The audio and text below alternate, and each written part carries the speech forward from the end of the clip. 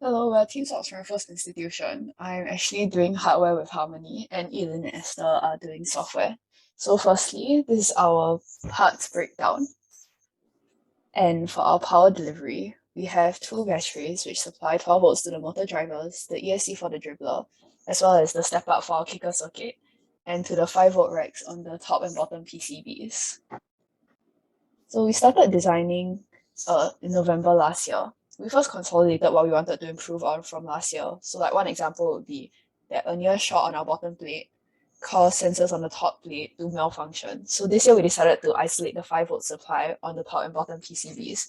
So if any 5-volt component shorted on the bottom, it wouldn't affect the more important sensors on the top. And also on top of that, we had to keep in mind the 18 cm dimension limit, which we'll go into detail on later.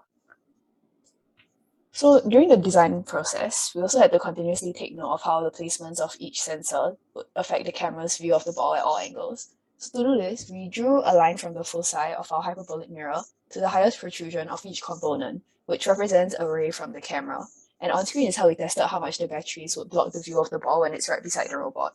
So we estimated that if more than half of the ball can be seen, the camera would be able to detect it.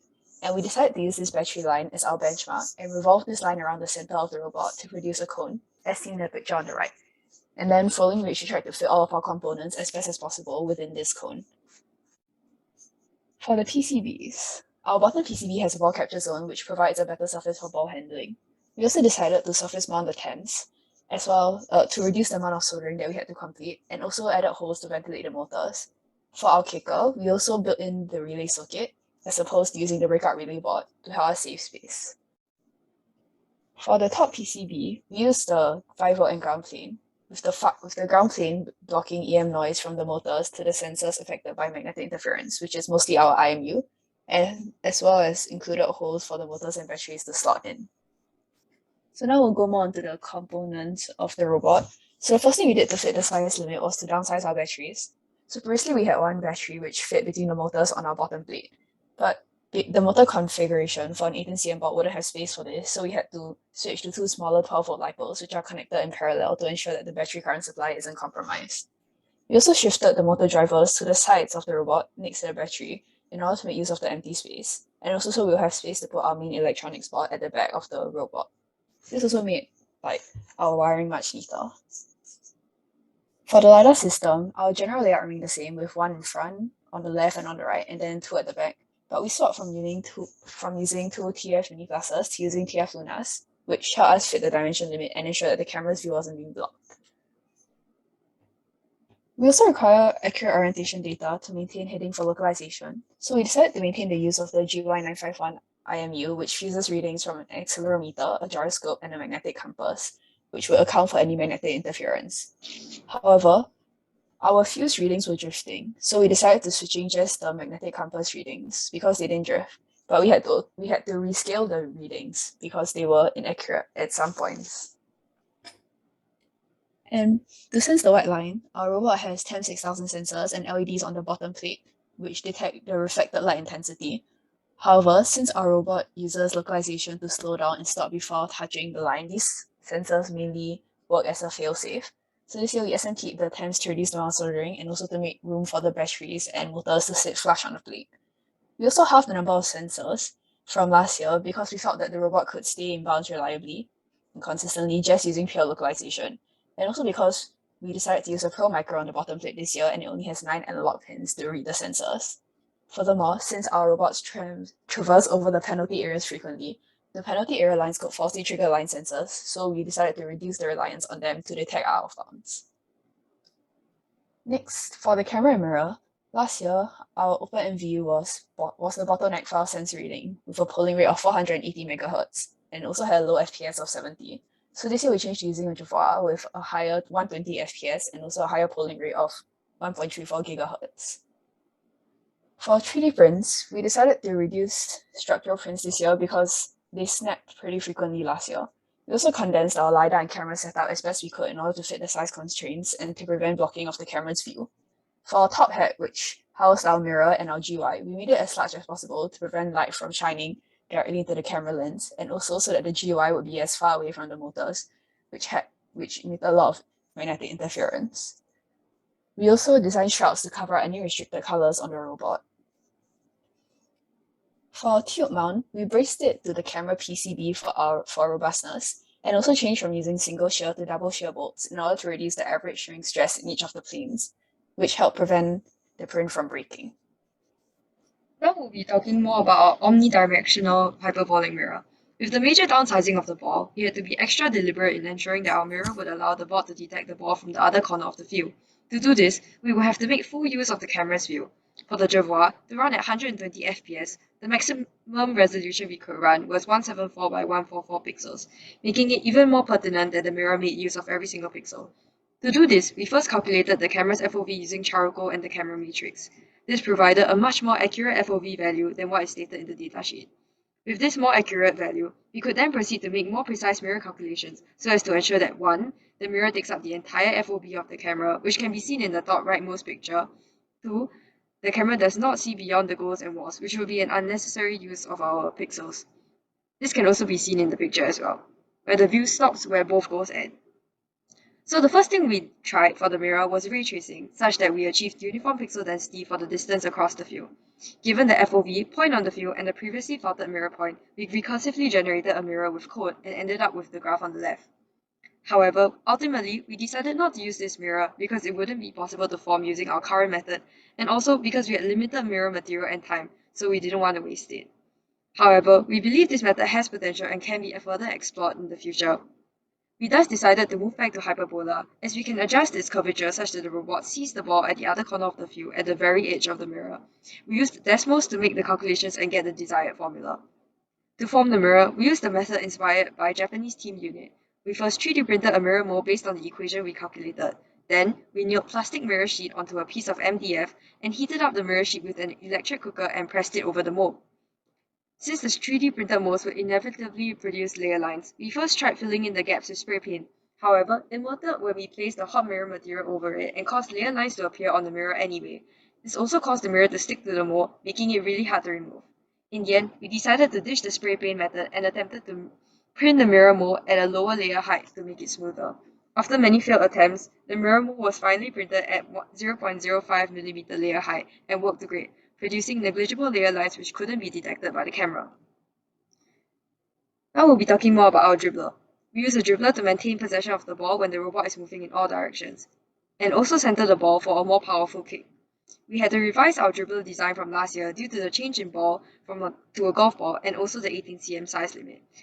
We took much inspiration from SSL teams in terms of gearing and using a dribbler bar. The dribbler is a relatively small system made of parts that spin really fast, so it had to be able to withstand a lot of force without flexing. Our dribbler is driven by a 750 kV brushless motor. Since we don't really have easy access to a CNC machine, most of our parts were 3D printed in PLA.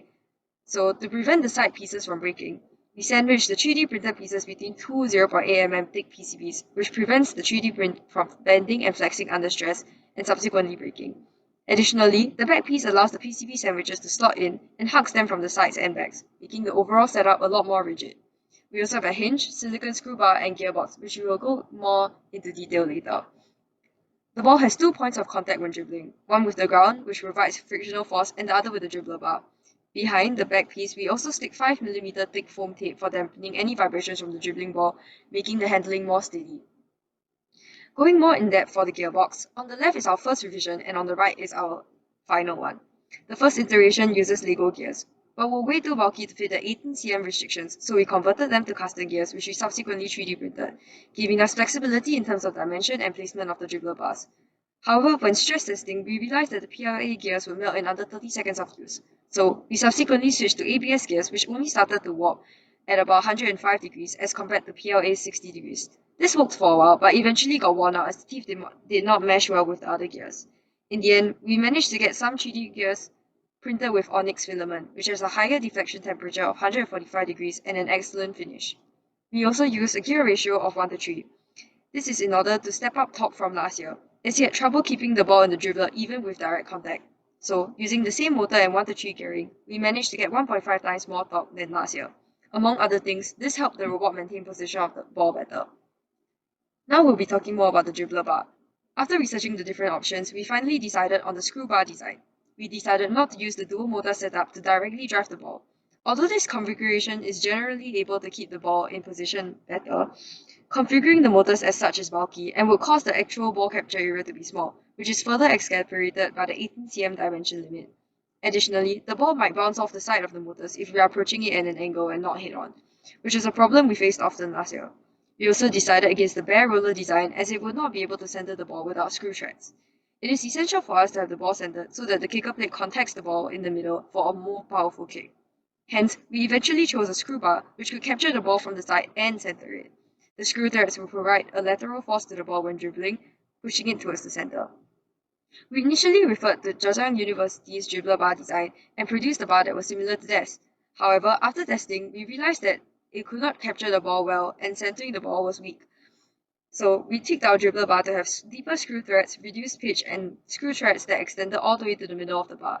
This worked well, and the ball not only stuck to the dribbler bar better, but also managed to center. The deeper grooves helped to provide better grip on the ball, reduced pitch helped reduce ball slipping from threads, and extending the thread to the middle ensured that the ball would center itself properly. To form the silicone bar, we 3D printed 2 part molds and filled it with 2 component silicone rubber, which formed around the standoff, and we let it sit for about 24 to 48 hours. Here is the before and after results of tweaking the gearbox, screw bar, and making the overall structure more rigid. The dribbler centers the ball and moves, and can even move with it. However, this hasn't been tested with the running robot and may have trouble maintaining possession of the ball as the ball moves at faster speeds. Some improvements we can make are adding a third point of contact for the ball in the form of a ramp. In Zhejiang University's TDP, they mentioned that a third point of contact could help reduce bouncing of the ball out of the dribbler.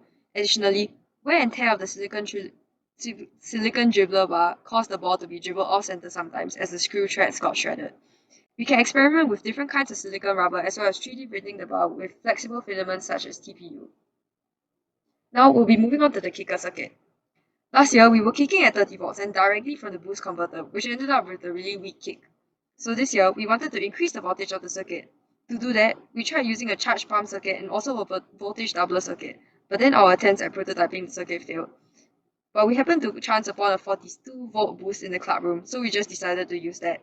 And then we added a capacitor because it discharges more quickly and the kick ended up becoming more powerful, as can be seen in the 2 bottom pictures. Moving on to software. This is our flowchart for striker, and this is our flowchart for goalie. The two share core concepts, such as compass correction. We aim to have the ball capture zone always facing north to increase control over the ball and have higher chances of scoring, as well as to have more accurate readings for localization. Reading the compass angle the robot is facing, it will either turn clockwise or counterclockwise to correct efficiency. Using the degree of correction, we slow down certain motors to achieve an overall rotation which corrects the heading of the robot, such that it is facing north once again. Rotation is applied as a reciprocal of a threshold, which used to be cubic, on its graph. However, this year's bot had an R² close to 1, so we plotted a linear graph. The main purpose of localization is to figure out the position of the bot on the field, to help determine the next action the bot should take. We take and correct LiDAR readings to account for goals and tilting of the robot. Assume readings are detecting distance to walls, we can get the robot position by comparing the readings to the dimensions of the field. However, in actual gameplay, the robot may be blocked by other bots on the field. In this case, our method of assuming the LiDARs are sensing the walls of the field and determining the position of the bot relative to that would not be accurate. Hence, we assume the reading is detecting the walls and generates a bounding box, taking the center as the robot's position. To make up for uncertainties such as when the block is blocked, we lower variable confidence the more our LiDARs are blocked, and lower speed along the axis the lower confidence is.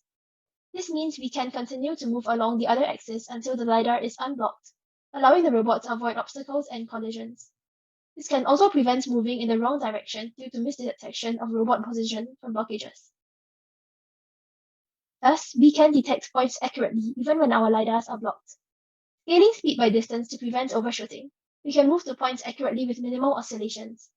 In this challenge, it moves to neutral points, stopping 1 second on each point except the center. This robot will be called oscillating bot in our future references. If the robot reads a case where it may be completely blocked and on the line, the confidence along the axis should drop to 0 to prevent moving out by accident. Reading attempts to detect white lines, we know the field has many white lines on which the ball and the bots can continue playing. If the line is detected, we decrease confidence to slow the bot even more if it is unsure of its position. Thus, we prevent going out, while still enabling gameplay instead of being forced to move towards the center, and we can now play on the white line. But even if we were to only slow on the white line, the momentum can still cause the robots to overshoot and go out. Previously, we had a diamond to prevent this. Now, we only return if the robot is on the white line, similarly applying it only in the direction the bot is moving. This allows access to corners. Similarly, returning on the axis for both enables gameplay on the other axis. While a similar curve from bounds accounts for the penalty area, slowing down and returning in an arc. Thus, we prevent momentum overshooting. For vision, we mask out the bot and non-mirror areas to not process non-fluid elements, importing the mask as a BMP. 𝗘𝗧𝒏𝒄𝒆𝒄 gave us access to OpenCV as compared to the previous old OpenMV. We can record the videos and take HSV value counts across frames for areas corresponding to goals and blobs that were masked out. We then also use connected components with sets, but realized that it gave the same FPS as OpenMV with currently unused statistics. Thus, we switched to fine contours and moments to speed up the FPS while detecting items and their center. Then, we used pare down to lower resolution for detecting goal blobs as they were bigger and easier to detect, which also increased the FPS. Thus, we can now plot our pixel distance against CM. If the ball is in the ball cap, it can now also detect the goal in the front. And if the goal is already detected in front based on its angle, it does not need to detect the goal at the back. Similarly, it then sends this distance in terms of pixels to the 𝒍𝒐, where it's then converted to CM. Now onto ball track. For ball track, we orbit left or right depending on which side the ball is on, getting more tangential to the ball as it gets closer by adding angle scaling onto the angle itself, allowing us to slide behind the ball. Using the ball distance and angle, we get the relative x and y position of the ball from the ball.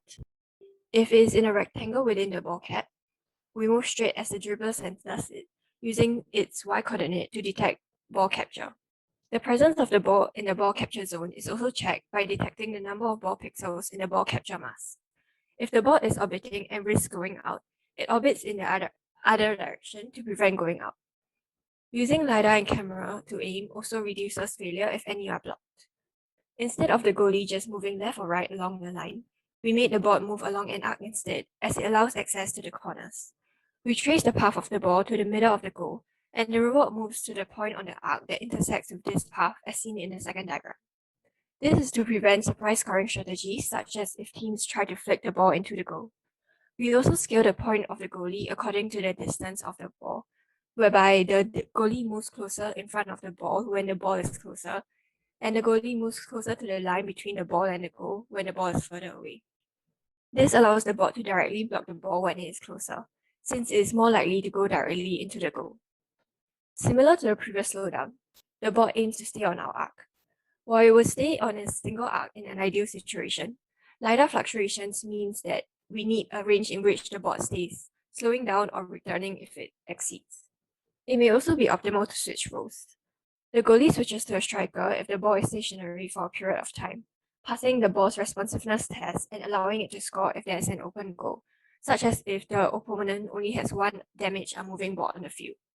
Alternatively, if it already has possession of the ball and the striker is close, they can also switch roles.